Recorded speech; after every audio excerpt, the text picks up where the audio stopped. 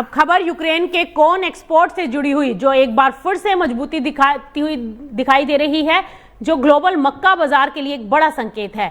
अप्रैल 2026 में यूक्रेन ने 26,88,000 ton corn export किया, जो कि मार्च के मुकाबले 8% ज्यादा है। ये इस सीजन में सबसे ऊंचे स्तरों में से एक माना गया है। अगर पूरे सीजन की बात करें तो अक्टूबर 2025 से अप्रैल 2026 तक यूक्रेन ने 1,59,000 टन कॉर्न का एक्सपोर्ट किया और सबसे बड़ा खरीदार रहा तुर्की, जिसने अकेले लगभग 10 लाख टन कॉर्न खरीदा।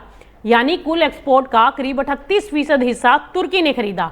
इसके अलावा इटली, स्पेन, ट्यूनीशिया, इजराइल और लीबिया जैसे देश भी बड़े खरीदार बनकर सामने उभरे। इसका मतलब साफ है कि भारी कंपटीशन के बावजूद यूक्रेन मिडल ईस्ट और मेडिटेरेनियन मार्केट में अपनी मजबूत पकड़ बनाए हुए हैं। अब अगर कीमतों की बात करें तो इंटरनेशनल मार्केट में कॉर्न का ट्रेंड मजबूत बना हुआ है। सीबोर्ड पर जुलाई कॉन्ट्रैक्ट ऊपरी स्तरों पर है, जबकि दिसंबर कॉन्ट्रैक्ट $5 के मनोवैज्ञानिक स्तर को टेस्ट कर रहा है। और इस मजबूती के पीछे कई कारण हैं। अमेरिका में महंगे फर्टिलाइजरों के कारण पैदावार को लेकर चिंता बढ़ी है, तो ब्राजील में सैफरीना फसल पर जोखिम और अमेरिका के एक्सपोर्ट की तेज रफ्तार। हालांकि मार्केट अभी थोड़ा बैलेंस दिखाई दे रही है, क्योंकि ज्यादा खरीदारी के चलते टेक्निकल ओवरबॉट की स्थिति भी है। यूक्रेन के फिजिकल मार्केट में कीमतें थोड़ी स्टेबल हैं। सीपीटी ओडेसा पर कॉर्न करीब $222 प्रति टन पर ट्रेड कर रहा है।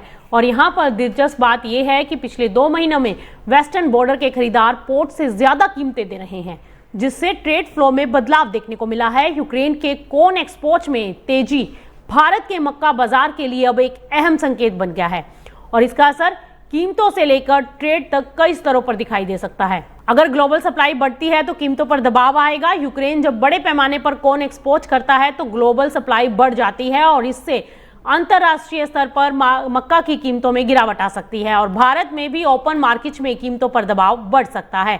वहीं अगर यूक्रेन मिडल ईस्ट और मेडिटेरेनियन मार्केट में मजबूत बना हुआ है और यही मार्केट भारत के लिए भी संभावित है, ऐसे में भारत को ज्यादा कंपटीशन झेलना पड़ेगा और इससे पोल्ट्री और फीड इंडस्ट्री को राहत मिल सकती है, क्योंकि अगर ग्लोबल कीमतें गिरती हैं तो भारत में मक्का सस्ता हो सकता है और इससे पोल्ट्री और फीड सेक्टर की लागत घट सकती है और घरेलू किसानों पर भी इससे दबाव आ सकता है, क्योंकि कीमतें नीचे आने से किसानों को एमएसपी के आसपास ही बिक्री करनी पड़ सकती है और ओपन मार्केट में भी मुनाफा सीमित हो सकता है।